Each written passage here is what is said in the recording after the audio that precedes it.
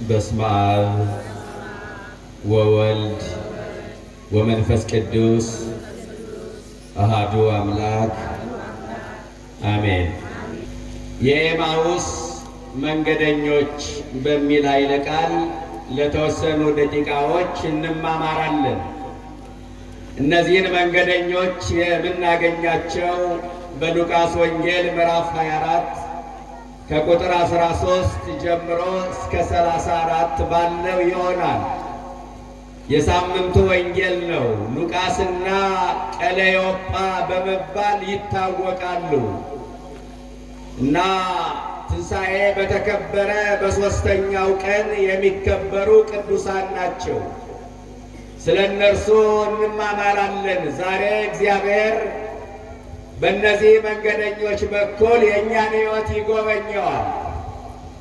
በእነዚህ መንገደኞች በኩል እኛም መንገደኞች መሆናችን ሊያሳየን እግዚአብሔር ይፈልጋል። ኦርቶዶክሳውያን ከቁጥር 13 ጀምሮ እንደዚህ ተመዝግቧል። በዚያን ቀን ከእነርሱ ሁለቱ ከኢየሩሳሌም 60 ምዕራፍ ርቃ ወደምትገኝ ኤማሁስ ወደምትባል መንደር ይጓዙ ነበረ ይላል ሲጀምር። በዚያን ቀን ማለት ክርስቶስ በተነሳባት ዕለት ማለት ነው። እነዚህ መንገደኞች ተስፋ የቆረጡ መንገደኞች ናቸው። ምዕመናን፣ በሕይወት ላይ ትልቁና አሳዛኙ ነገር ተስፋ መቁረጥ ነው። 3 ዓመት ያስተማራቸው ጌታ ሞተ። ከእንግዲህ በኋላ የእሱ ነገር አለቀለት፣ አበቃለት ብለው ተስፋ ቆርጠው ወደ መጡበት መንደር የሚመለሱ ተጓዦች ናቸው። እንዳልኳችሁ በሕይወት ትልቁና አሳዛኙ ነገር ተስፋ መቁረጥ ነው። ተስፋ መቁረጥ የኃጢአት ቁንጮ ነው። ወእምኩሎ የአቲ ቀቢጸ ተስፋ፣ ከሁሉም ተስፋ መቁረጥ የከፋ ነው።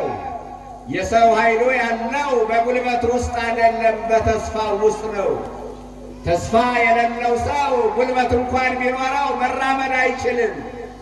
ጉልበት አልቆ ግን በተስፋ መራመድ ይቻላል። ብዙ ጊዜ በራሳችን ላይ ተስፋ ቆርጠን ይሆናል። ዋጋ የለኝም ብለን በሰዎች ላይ ተስፋ ቆርጠን ይሆናል። ከእንግዲህ በኋላ የተሻለ ሰው አላገኝም ብለን በሁኔታዎች ላይ ተስፋ ቆርጠን ይሆናል። የማያልቅ አበሳ ባለባት ሀገራችን ተስፋ ቆርጠን ይሆናል። አንዳንድ ጊዜም በሃይማኖት መሪዎች፣ ሌላም ጊዜ በፖለቲከኞቹ ብቻ ተስፋ የቆረጥንባቸው አጋጣሚዎች ብዙ ናቸው። ምዕመናን፣ ለመሆኑ የተስፋችን ምንጭ ምንድን ነው? ራሳችን ከሆን፣ ሰዎች ከሆኑ፣ ሁኔታዎች ከሆኑ ገና በብዙ ተስፋ እንቆርጣለን። የተስፋችን መሠረት እግዚአብሔር ከሆነ ግን ተስፋ አለን። ተስፋ የቆረጥንባቸው ቀናት ብዙ ናቸው። እግዚአብሔር ግን ተስፋችን አድሶልን ዛሬ ላይ ደርሰናል። ምዕመናን እና እነዚህ መንገደኞች ተስፋ ቆርጠው ወደ መጡበት ሰፈር እየኮበለሉ ናቸው። ኦርቶዶክሳውያን አዝናለሁ። ሐዘናቸው፣ ተስፋ መቁረጣቸው ግን ልክ አልነበረም። ለምን ካላችሁ ሐዘናቸው በመጽናናት ተለውጧል። እነሱ ግን እንደ ቆመ ሰዓት ዓርብ ላይ ቆመዋል። መንፈቀ ሌሊት የተነሳውን ጌታ አላመኑም። ስለዚህ ወደ ኤማሁስ ወደ መጡበት መንደር እየተጓዙ ነው። ወደ ኤማሁስ መመለስ ማለት ኦርቶዶክሳውያን ወደ ኋላ መመለስ ማለት ነው። በሌላ አነጋገር መቼም መንገድ የሚያገለግለው ካሰብነው ቦታ ለመድረስ ነው። አንዳንድ ጊዜ ያሰብነው አልሆን አልሳካ ሲል ደግሞ ወደ ኋላ ለመመለስም ለካስ መንገድ ያገለግላል። ወደ ኋላ የሚያደርጉት ጉዞ ግን አደጋ አለው፣ እንቅፋት ይበዛበታል፣ መሰናክል አለው። ኦርቶዶክሳውያን፣ ስለዚህ ዛሬም እንደ ኤማሁስ መንገደኞች ወደ ኋላ የሚመለሱ የክርስትና ተጓዦች አሉ። ያለፈው ዘመን ይብቃ ብለው ክፉ ሥራቸውን ረግመው በንስሐ ከተመለሱ በኋላ የጠሉትን ዓለም መልሰው ሚናፍቁ፣ የተፉትን ኃጢአት መልሰው ሚልሱ፣ የኃጢአት ልምምድ የሚያደርጉ መንፈሳዊ ዝለት ያጋጠማቸው ለእግዚአብሔር ያላቸውን ፍቅር የቀነሱ የጀመሩትን መንፈሳዊ ጉዞ ያቋረጡ ብዙ ወገኖቻችን አሉ። ወደ ኋላ መመለስ ማለት ነው። ትናንትና ነጋ ለጸሎት መሸ ለስብከት ይሮጡ የነበሩ እግሮች ዛሬ ዝለዋል። ትናንት አመስግነው አመስግነው ማይጠግቡ አንደበቶች ዛሬ ስልቾች ሁነዋል። ትናንትና ዘምረው ዘምረው ማይወጣላቸው አንደበቶች ዛሬ ዲያብሎስ በቀመረላቸው የዝሙት ዜማ ቅላቸውን ስተዋል። ትናንትና ሌሎችን በጸሎት ይረዱ የነበሩ ትጎች ዛሬ ለራሳቸው መሆን አቅቷቸዋል። ትናንትና ሰይጣንን በስግደት ያደቀቁ ጉልበቶች ዛሬ ልምሾች ሆነዋል። ወደ ኤማውስ መመለስ ማለት ነው። በእውነት ወደ ኋላ ከመመለስ ጽናት ከማጣት ተቀድሶ ከመርከስ መድኃኔዓለም ሁላችንን የሚሰውርን እና ተስፋ ቆርጠው ወደ መጡበት መንደር እየተመለሱ በጉዟቸው ላይ ስለሆነው ነገር ይነጋገሩ ነበረ ይላል። ዓርብ ዕለት ስለሆነው ነገር መከራውን አንስተው ይነጋገራሉ። ምዕመናን በጉዟችሁ ላይ የምታወሩት ነገር ምንድን ነው? መከራው ይታያችኋል? ችንካሩ ይታያችኋል? አክሊለ ሦኩ ይታያችኋል? ቁስሉ ይታያችኋል? ጅራፉ ይታያችኋል? በጉዟችሁ ላይ ምንድን ነው የምታወሩት? ኦርቶዶክሳውያን ስለ ዓለም እኮ ብዙ አወራን፣ ይሰለቻል። ስለ ፊልሙ፣ ስለ ኳሱ፣ ስለ ፖለቲካው፣ ስለ ዘሩ ብዙ አወራን። የማይሰለቸውን ነገር እግዚአብሔር እንነጋገር ባካችሁ። ነገረ ማርያምን፣ ነገረ ትንሣኤውን፣ መከራ መስቀሉን በጉዟችን እናውራ። አንዳንድ ጊዜ ጉዟችን በሐሜት ተጀምሮ በሐሜት የሚጠናቀቅ አይመስላችሁም ምዕመናን? አንዳንድ ጊዜ በጉዟችን ላይ አንዱን እየጣልነ ሌላውን እያነሳን፣ አንዱን እያዋረድን ሌላውን እያከበርን፣ አንዱን እያጸደቅን ሌላውን እየኮነን የምንጓዝ አይመስላችሁም? በጉዟችን ላይ ምንድን ነው የምታወሩ? በጉዟቸው ላይ ስለሆነው ነገር ይነጋገራሉ። ፍቅሩን አንስተው ይናገራሉ። ቸርነቱን፣ ደግነቱን፣ ማዳኑን ያወራሉ። የክርስቲያን ጉዞ በዚህ መልኩ ሲሆን እንዴት ያምራል መሰላችሁ! በጉዟቸው ላይ ስለሆነው ነገር ሲነጋገሩ መድኃኔዓለም አብሯቸው መጓዝ ጀመረ። አያችሁ፣ ስሙ ሲጠራ የማያስችለው ቢኖር ክርስቶስ ብቻ ነው። አንዳንድ ጊዜ በጎ በጎውን ስናወራ አብሮን የሚጓዘው መድኃኔዓለም ነው።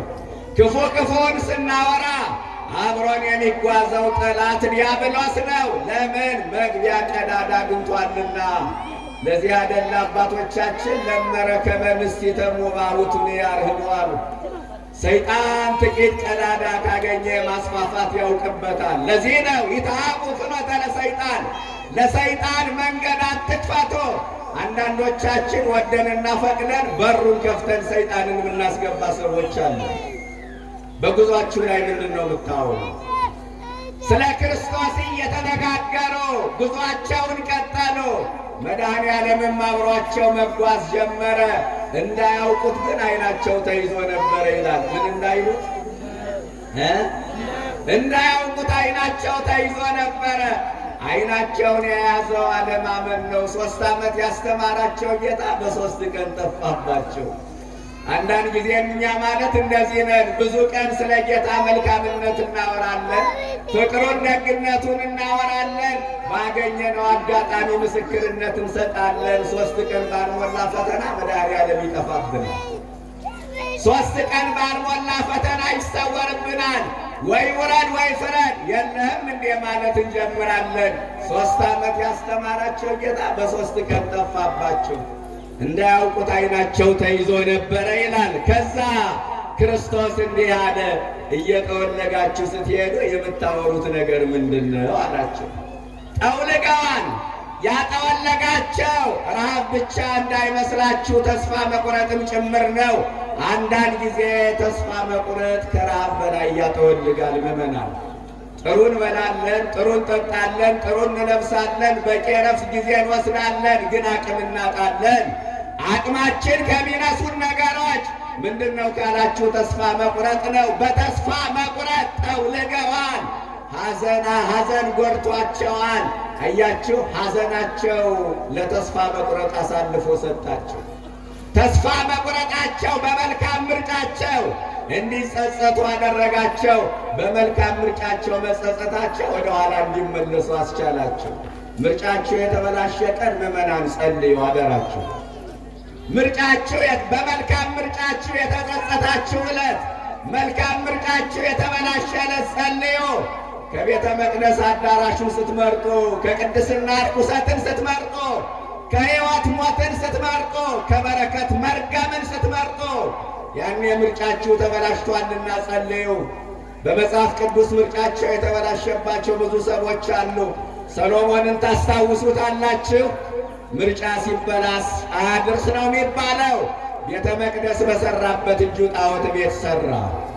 ለቤተ መቅደስ በተንበረከከበት እግሩ ለጣዖት ተንበረከከ። በእግዚአብሔር ፍቅር ልቡ እንዳልተነካ ሰሎሞን በሴቶች ፍቅር ልቡ ቀለጠ። ምርጫችን እንዳይበላሽ እግዚአብሔር ይርዳን።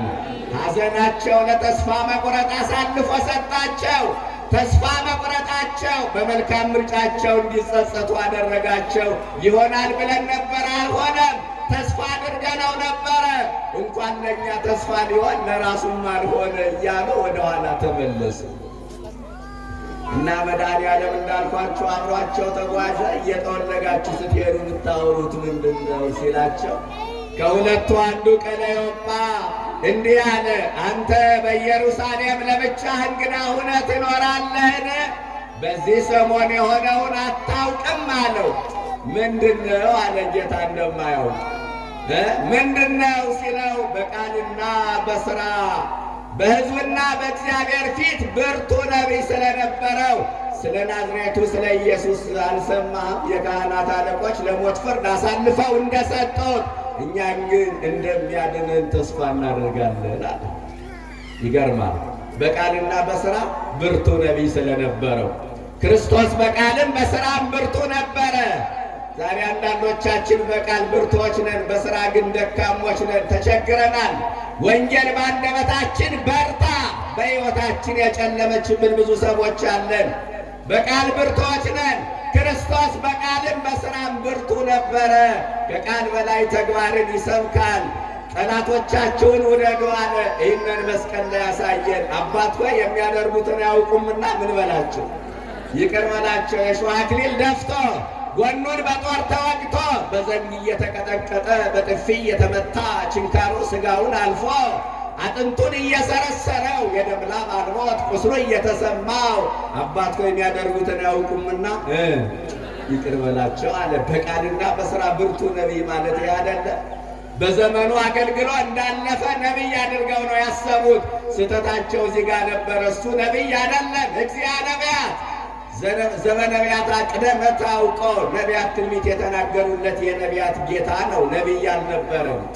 ያን ጊዜ ጌታ ምን አለ? እናንተ የማታስተውሉ ልባችሁ ከማመን የዘገየ አለ። ምን የማትሉ ምዕመናን፣ ምን የማትሉ ዛሬም በአባቶቻችን በኩል እኮ ይህን ቃል ሁልጊዜ ያስተላልፋል። የማታስተውሉ ይለናል እኮ።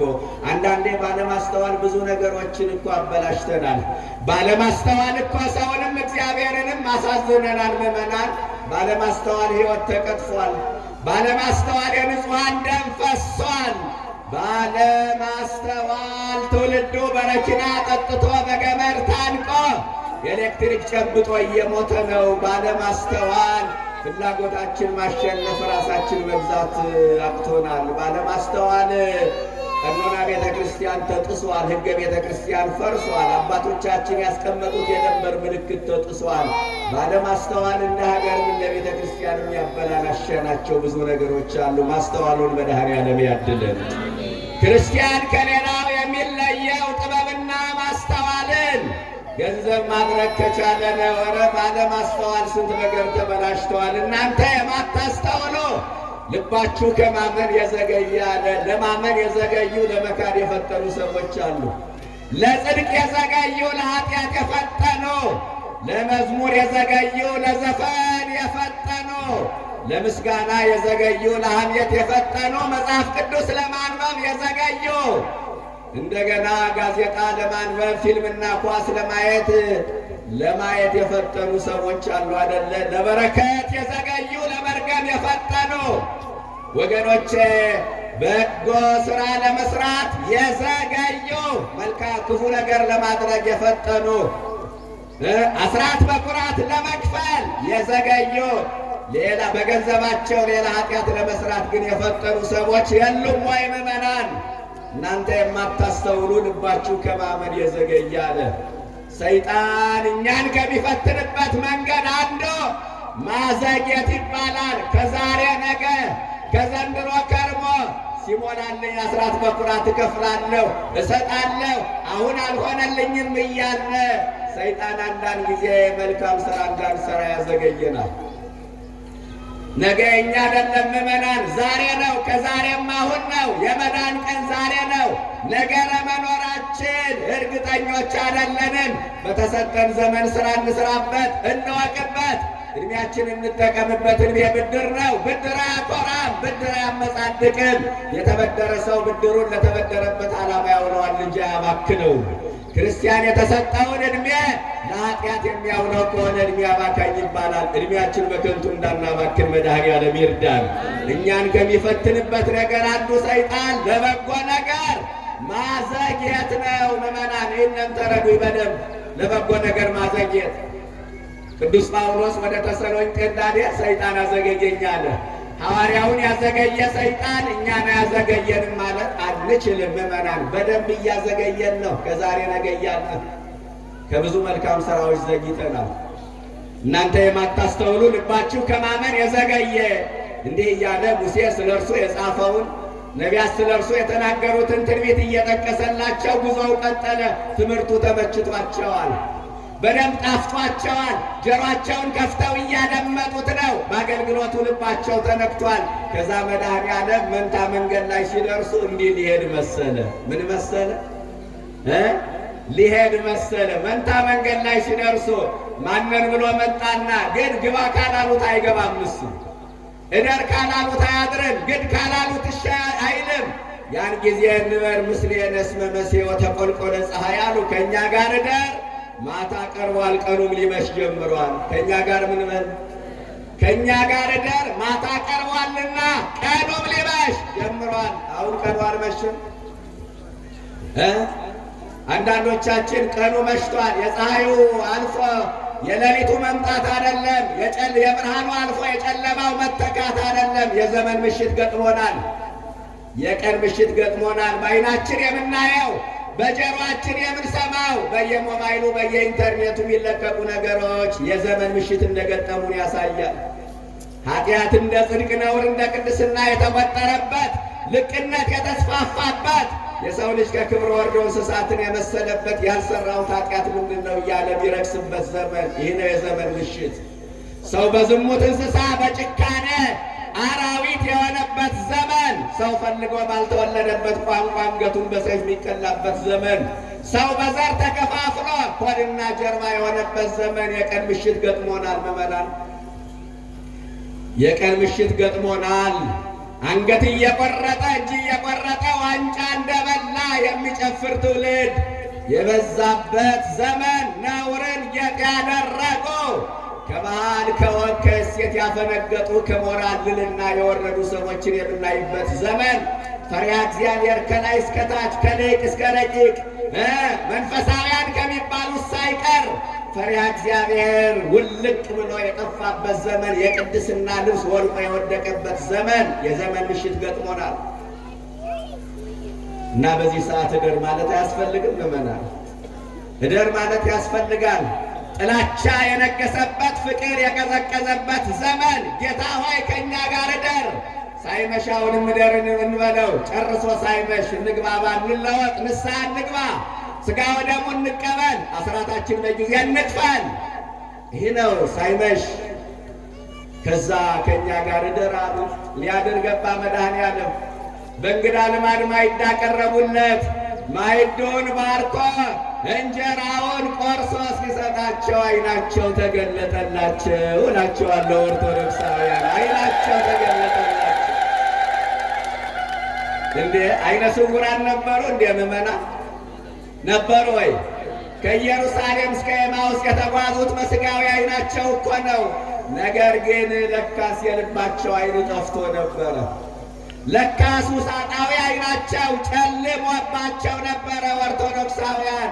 ለካስ ሁለት ዓይን አለን። ወብነ ክልኤቲ አዕይንት አሐቲ ዘውስጥ ወአሐቲ ዘአፋ። ሊቁ ዮሐንስ አፈወርቅ ሁለት ዓይን አለን፣ አንዱ የውስጥ ነው፣ አንዱ የውጭ ነው አለ።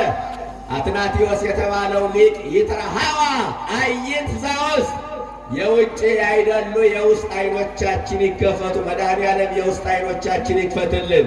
ይትረኃዋ አዕዛን ዘውስጥ ወአኮነ ትኩላት በአፋ፣ በውጭ የተንጠለጠለው ጆሮ ሳይሆን የውስጥ ጆሮዎቻችን ይከፈቱ አለ። በዓለሙ ትምህርት 5 የስሜት ሕዋሳት እንዳሉ ይነገራል። በቤተ ክርስቲያኒቱ አስተምሮ 10 የስሜት ሕዋሳት አሉ። 5ቱ የውስጥ ናቸው፣ 5ቱ ደግሞ የውጭ ናቸው። እና እነዚህ ሰዎች ለካስ የጠፋው ይህ የሚታየው ዓይን አልነበረም፣ የልብ ዓይናቸው ነበረ የጠፋው። እንጀራውን ሲበሉ ዓይናቸው ተገለጠ። እባካችሁ እንጀራውን ብሉና ዓይናችሁ ይገለጥ ምዕመናን። ኧረ እባካችሁ ብሉት ይህንን እንጀራ። የክርስቶስ ቅዱስ ሥጋና ክቡር ደም ነው ይህ እንጀራ። አንዳንድ ሰው ሥጋ ወደሙ ተቀበል ሲባል ዓይኔ ቢጠፋስ ይላል። አሁን አያድርስ ነው። እኔ እንዲህ የሚሉ ሰዎችን አውቃለሁ ገጠር ላይ። እዚህ ከተማ እንጃ ልትኖሩ ትችላላችሁ። ሥጋ ወደሙ ዓይን ያበራል እንጂ ዓይን ያጠፋል ምዕመናን። ወሶበ ይበቡ ውስተ ልበ ንጹሐን ያነቅዕ ለተናግሮ፣ ንጹሕ ሁነው ቢቀበሉት ምስጢር ይገልጣል፣ አእምሮ ያድሳል። ውሳጣዊ ዓይንን ያበራል እንጂ የምን ዓይን መጨለም ነው ምዕመናን። በእውነት ማስተዋሉን ያድለን። ከዛ አወቁት ይላል። ቀጥሎ ያለው አረፍተ ነገር ይገርመኛል። ዓይናቸው ተገለጠላቸው። ከዛ ምን አሉት? አወቁት ይላል። በምን ይመስላችኋል ያወቁት? እኔ የሚመስለኝ ወገኖች እጁን ነው ያወቁት። አጎራረሱን ታውቁታላቸው አይደለ? ማዕዱን ባርኮ እንጀራውን ቆርሶ ሰጣቸው። የአንዳንድ ሰው አጎራረስ ይታወቃል አይደል? በስጦታ የሚታወቁ እጆች አሉ እኮ። የመድኃኔዓለም እጁን ነው ያወቁት። እጁን አታውቁትም?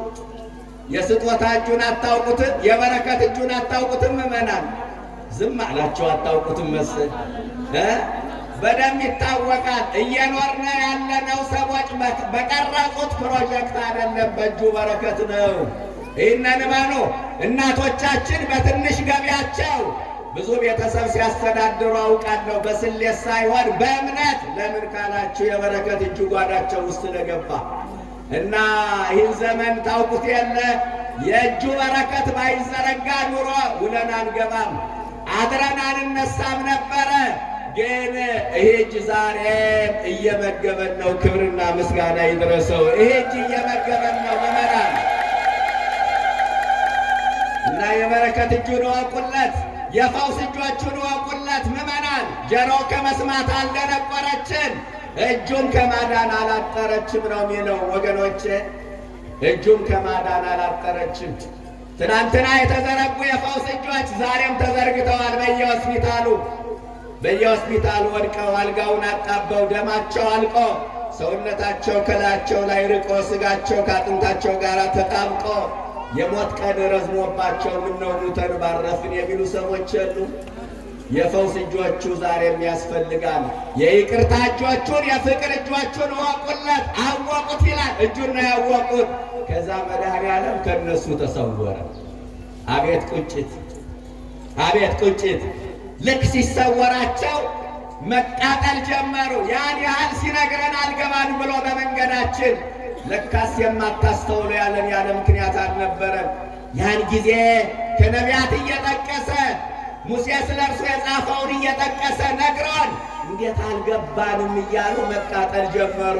ከዛ ያዩትንና የሰሙትን የምስራች ለወንድሞቻቸው ሊያወሩ ወደ ኢየሩሳሌም ተመለሱ ይላል። እረ ክብርና ምስጋና ይድረሰው።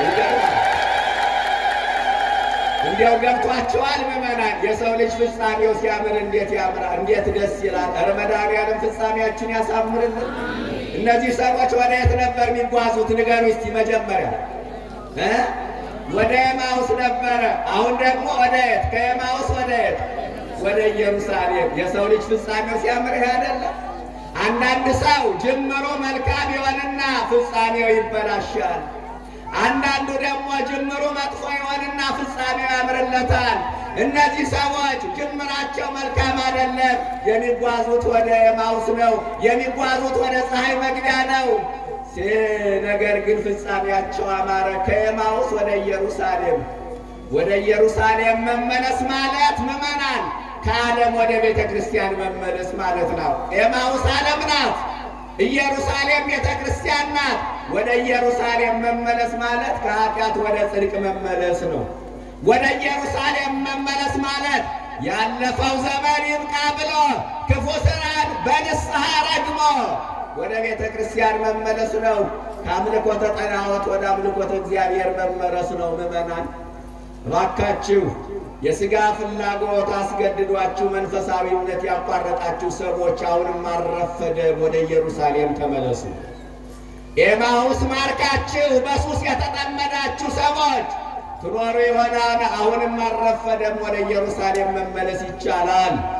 ዓለም አሸንፋችሁ ቅዳሴውን ያቋረጣችሁ፣ አስራቱን ያቋረጣችሁ፣ ጾም ጸሎቱን፣ ስግደቱን፣ ምጽዋቱን፣ በጎ ሥራውን፣ ስጦታውን፣ የበረከት ሥራውን ያቋረጣችሁ እባካችሁ አሁንም አልረፈደም፣ ወደ ኢየሩሳሌም ተመለሱ። ምዕመናን የሁላችሁ ወደ ኢየሩሳሌም መመለስ ማለት ባጭሩ ያቋረጥነውን መንፈሳዊ ሥራ እንደገና ማስቀጠል ማለት ነው። ባጭሩ ወደ ኢየሩሳሌም ተመለሱ። ከዚያ የሚገርማችሁ ነገር እኮ ነው 11 ደቀ መዛሙርት ለብቻ ነበሩ እና ጌታ ተነሷል ብለው የምስራች ሊያወሩ ሲሄዱ ለካስ መድኃኔዓለም ለሁለቱ በታየበት ቅጽበት ለ11 ታይቶ ኑሯል። ክብርና ምስጋና ለስሙ ይድረሰው። ለ11 ታይቶ ኑሯል። የምስራች ሊያወሩ ወደ ቤት ሲገቡ በአማን ተንሥአ ክርስቶስ ወአርአዮ ለስምዖን ጴጥሮስ፣ በእውነት ጌታ ተነስቷል ለስምዖንም ታይቷል እያሉ ሲያወሩ የምስራች ሊያወሩ ሂደው የምስራች ጠበቃቸው። ደስታ ሊያወሩ ሂደው ደስታ ጠበቃቸው። ለ3 ቀን ሐዘናቸውን ተለዋውጠው ነበረ። አሁን ደግሞ ደስታቸውን መለዋወጥ ጀመሩ። በእውነት ማን ተነስቷል? ምዕመናን ንገሩ፣ ምስክርነት ነው። ጌታ ተነስቷል። ይሄ የሁላችሁ 50 ቀን ቤተ ክርስቲያን የምትጠቀመው ቃል ነው። ቤተ ክርስቲያን የክርስቶስ ትንሣኤ ልዩ ነው። ለ50 ቀናት ሳይቀር ሰላምታችን ሳይቀር የለወጠ ቃል ነው። ክርስቲያኖች በትንሣኤ ሰላምታ ቃል ነው ለ50 ቀናት የሚለዋወጡት። ይህ ቃል ጌታ የድል ቃል ነው፣ የምስራች ቃል ነው። ዲያብሎስ ነፃ አዳም ነፃ የወጣበት፣ ዲያብሎስ የታሰረበት፣ የሰው ልጆች ሰላምና ደስታ ያገኙበት ቃል ነው። በእውነት ጌታ ተነስቷል፣ ለስምዖንም ታይቷል። ለስምዖን ታይቷል የምትለዋን ልንገራችሁና ትምህርቴን ልጨርስ። ለማን ታይቷል? ምዕመናን ምን ማለት ነው? ለስምዖን ታይቷል ማለት 5 ደቂቃ ብቻ ታገሱ። ምን ማለት ነው? ለስምዖን ታይቷል ማለት ምዕመናን የሁላችሁ በትንሣኤውም ይቅርታ ተሰብኳል ማለት ነው። ምን ተሰብኳል? ምን ማለት መሰላችሁ? የጸሎተ ሐሙስ ምሽት ጴጥሮስ ከጌታ ጋር ተጣልቶ ነበረ። ከማን ጋር ተጣልቶ ነበር? ጴጥሮስ ከጌታ ጋር ተጣልቶ ነበረ። ምን ብሎ? ሁሉም ቢክዱህ እኔ ከቶ ምን አልልም፣ አልክድህም፣ አልሰናከልህም አለ። ከዛ መድኃኔዓለም ምን አለ? ደረሱ አይጮህ 3 ጊዜ ትክደኛለህ አለ። ወዲያው ክርስቶስ በአይሁድ እጅ ተያዘ። ደቀ መዛሙርቱ ጥለውት ተበተኑ። ጴጥሮስ የተናገሩት ከሚጠፋ ይባል የለ የተናገረው ቃል ስላለ በርቀት ከኋላ ክርስቶስን መከተል ጀመረ። ከዛ አንዲት ሴት አገኘችውና አንተ ከኢየሱስ ጋር ነበር ስትለው አላውቀውም አለ። ምን አልለው? አላውቀውም አለ። ከዛ ለሁለተኛ ጊዜ ከኢየሱስ ጋር ነበር ስትለው አላውቀውም። ለሶስተኛ ጊዜ ወነገርከ ያየውቀከ ከመ ገሊላዊ አንተ፣ በእውነት አንተ ከኢየሱስ ጋር እንደነበር ንግግር ያስታውቅብሃል ስትለው የምትይውን ሰውዬ አላውቅም። ስሙን እንኳን መጥራት ምን አለው? ከበደው። የምትይውን ሰውዬ ምን አልልም አላውቅም አለ። አቤት በቂሳርያ ከተማ አንተ ክርስቶስ የሕያው እግዚአብሔር ልጅ ነህ ብሎ በተናገረበት አንደበቱ አሁን ደግሞ የምትይውን ሰውዬ አላውቅም አለ። የሕይወት ቃል አንተን ትተን ወደ ማን እንሄዳለን ብሎ በተናገረበት አንደበቱ የምትየውን ሰውዬ አላውቅም አለ። ኧረ መድኃኔዓለም ፍጻሜያችን ያሳምርልን።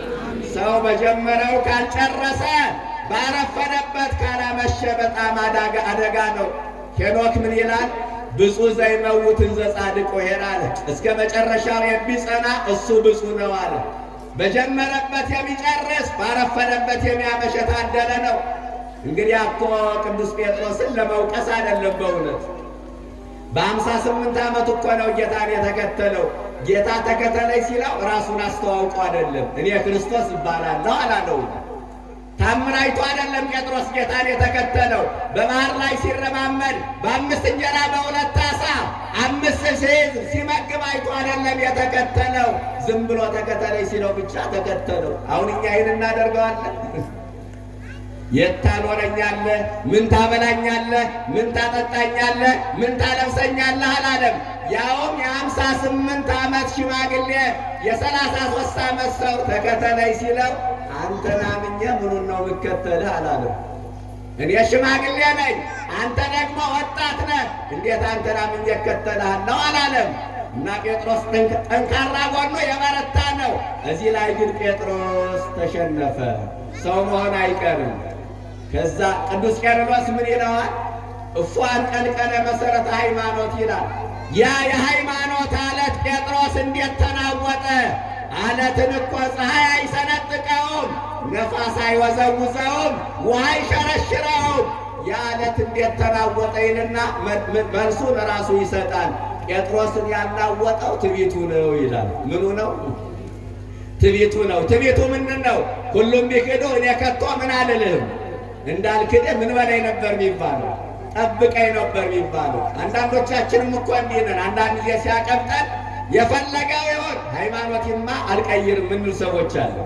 የፈለገው ይሁን እግዚአብሔርንም አልክድም እንላለን። ነገ ፈተና አፍጥጦ ሲመጣብን ልንክድ እንችላለን። ማን ያውቃል?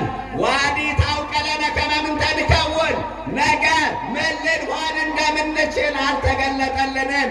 ትናንትና ማኝ የነበሩ ሰዎች ዛሬ ከሃዲዎች ሆነዋል። ትናንትና በድንግል ማርያም ፍቅር የሰከሩ ሰዎች ዛሬ ማርያም አታስፈልግም ብለዋል። አቤቱ ወደ ፈተና አታግባን ማለት እኮ እንዳልክድ ጠብቀኝ ነው፣ አንተን ከመካድ አድነኝ ማለት ነው። ስለዚህ አጽናኝ ነው የሚባለው ምዕመናን፣ እንዳልክድ ጠብቀኝ ነው የሚባለው። ጴጥሮስ እዚህ ላይ ነው የተቸገረው። ሁሉም ቢክዱ እኔ ከቶ አልክድም አለና ራሱን ትምክህት ውስጥ አስገባ ጴጥሮስ። ርቱዕ ሃይማኖት የተባለ ሊቅ ምን ይላል? በ13ኛው ክፍለ ዘመን የተነሳ ጴጥሮስ ከወንድሞች ቀድመ ሁሉም ቢክዱ እኔ ከቶ አልክድም ብለህ ራስክን ከወንድሞች ይልቅ ብቅ ብቅ አደረክ። ራስክን ብቅ ብቅ ወንድሞችን ዝቅ ዝቅ አደረክ። ከሁሉ ቀድመ ግን አንተ ካድከው ይላል። ቀድመን እንዳንክደው መድኃኔዓለም ይርዳል። እና ምን ልላችሁ ፈልጌ ነው፣ የጸሎተ ሐሙስ ዕለት ከጌታ ጋር ተጣልቷል፣ ጌታን ክደዋል ብያቸዋለሁ። ከዛ መድኃኔዓለም መከራ ሲቀበል አደረ። ዓርብም ሲገረፉ አለ። በዚያው መከራ ተቀበለ፣ ሞተ፣ መቃብር ወረደ። ጴጥሮስና ጌታ ለ3 ቀን አልተገናኙም ነበር። በ3ኛው ቀን እንደተነሳ ለሴቶቹ መድኃኔዓለም ምን አለ? ትንሣኤ ለጴጥሮስና ለወንድሞቼ ሄዳችሁ ንገሩ አለ። ይቅር ብየዋለሁ ማለት እኮ ነው። አያችሁ፣ ለይቶ ጴጥሮስን ለምን አነሳው ነው እኮ። አሁን በእውነት ጌታ ተነስቷል። ለስምዖንም ታይቷል አይደለ? ለበርቶሎሜዎስ ታይቷል አላለም? ለቶማስ ታይቷል አላለም? ለያዕቆብ ታይቷል አላለም? ለጴጥሮስ ታያለ። ለምን? ጴጥሮስ ይቅር ብያለሁ፣ አይዞህ፣ አልቀየህም፣ ብትክደኝም በትንሣኤ ይቅር ብያለሁ ለማለት ለጴጥሮስና ለወንድሞቼ ንገሩ አለ። ምክንያቱም ስሙን ባይጠራው ኑሮ መድኃኔዓለም ሐዋርያት ምን እንደሚሉ ታውቃላችሁ? አንተን እኮ ጌታ ይቅር አላለህም፣ ክደዋል ብለው ከኅብረት ይለዩት ነበር፣ ያገሉት ነበረ። ይህንን ስለሚያውቅ መድኃኔዓለም ምን አለ? ለጴጥሮስና ለወንድሞቼ ንገሩኝ አለ። ለካስ በትንሣኤው ይቅርታ ተሰብኳል። በሞቱ ብቻ አይደለም የተሰበከው፣ በስቅለት ብቻ አይደለም ይቅርታ የተሰበከው፣ በትንሣኤውም ጴጥሮስን ይቅር ብሎታል። ጴጥሮስን ይቅር ያለ አምላክ እኛንም ይቅር ይበለን። የኤማሁስ መንገደኞች ወገኖቼ፣ እነዚህ መንገደኞች ከኢየሩሳሌም ወደ ኤማውስ እንደተጓዙ 11 ኪሎ ሜትር ነው። 60 ምዕራፍ ማለት 11 ኪሎ ሜትር። እኛም መንገደኞች ነን ምዕመናን። እየሰማችሁኝ ነው? ጨርሻለሁ። እኛም ምንድን ነን? መንገደኞች ነን። ፊትና ኋላ ካልሆነ በስተቀር ሁላችንንም ምንድን ነን? መንገደኞች ነን። በሉ እናንተም ሂዱ፣ እኛም ወደዚያው ነው። ወትሮም መንገደኛ ፊትና ኋላ ነው ይባላል አይደለም? በሉ እናንተም ሂዱ፣ እኛም ወደዚያው ነው። ወትሮም መንገደኛ ፊትና ኋላ ነው። አንዳንዶቻችን ኗሪ ነው የምንመስለው፣ ሞኞች እኮ ነን። መንገደኛ መሆናችን እንረሳለን። አንዳንድ ጊዜ ሞት የሌለ እስኪመስለን ድረስ መንገደኞች መሆናችን እንዘነጋለን። ኧረ መንገደኞች ነን ምዕመናን። ሞትን ያህል ዕዳ አስቀምጦ የምን መዘናጋት ነው? አብዶቱ ዘሄል ካላ ዘንበለ መቃብሮ፣ መቃብር መውረዱን መሞቱን የማያስብ ሰው ሰነፍ ነው። እሞታለሁ ብሎ እድር የሚገባ ብዙ ነው። እሞታለሁ ብሎ ንስሐ የሚገባው ስንቱ ነው? ሙቼ ደብረ ሊባኖስ ቅበሩኝ ብሎ የሚናዘዘው ብዙ ነው። ሙቼ ነፍሴ ትገባለች ብሎ የሚያስበው ስንቱ ነው? መንገደኞች መሆናችን አንርሳ። የዓለም ስደተኛ ጣቢያ ነው። ሰው ስደተኛ ጣቢያ ላይ ይቆያል እንጂ አይኖርም። አዳም አባታችን ትእዛዘ እግዚአብሔርን አፍርሶ ወደዚህ ምድር ሲመጣ እንዲቆይ እንጂ እንዲኖር አልታዘዘም። ይህ ዓለም ስደተኛ ጣቢያ ነው። ሞት የሚባል ቪዛ እስኪመታልን ነው የምንጠብቀው። አንዱ 30 ዓመት፣ አንዱ 40 ዓመት፣ አንዱ 70 ዓመት ይጠብቃል። ኧረ መንገደኞች ነን ምዕመናን። መንገደኛ ደግሞ ታዲያ ምን ያደርጋል ካላችሁ፣ ስንቅ ይቋጥራል አይደለ? ሩቅ አገር የሚጓዝ ሰው ስንቅ ይቋጥራል። ቢርበው ሊበላ፣ ቢጠማው ሊጠጣ፣ ቢራቆት ሊለብስ። እኛም በሞት የሩቅ ሀገር ተጓዦች መሆናችን አውቀን የነፍስ ስንቅ እንቋጥር፣ ንስሐ እንግባ፣ ሥጋ ወደሙ እንቀበል። ሥጋ ወደሙ ከተቀበላችሁ ስንት ዓመት ሆናችሁ? እስኪ ያልተቀበላችሁበትን ዘመን ወደ ኋላ መለስ ብላችሁ ቁጠሩት። ክርስቲያን ከሥጋ ወደሙ ከራቀ የሚፈልገው የኃጢአት ልምምድ አለ ማለት ነው። ክርስቲያን ከሥጋ ወደሙ ከራቀ የሚጠብቀው የኃጢአት ቀጠሮ አለ ማለት ነው። አለበለዚያ ከክርስቶስ ጋር እንዳንኖር የሚከለክለን ነገር የለም።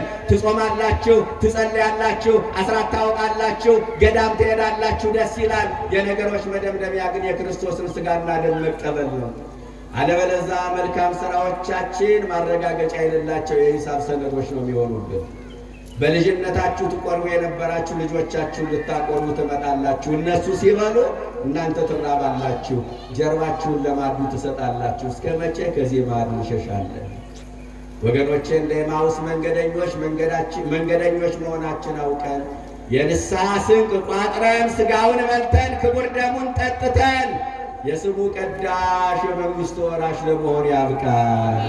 የኤማሁስ መንገደኞች ከኢየሩሳሌም ወደ ኤማሁስ ኮብልለው መጨረሻ ላይ ፍጻሜያቸው እንዳማረ እኛም ምንም በተለያየ የኃጢአት ሥራ ብንሰማራም ንስሐ ገብተን መድኃኔዓለም ፍጻሜያችንን እንዲያሳምርልን ቅዱስና መልካም ፈቃዱ ይሆንልን።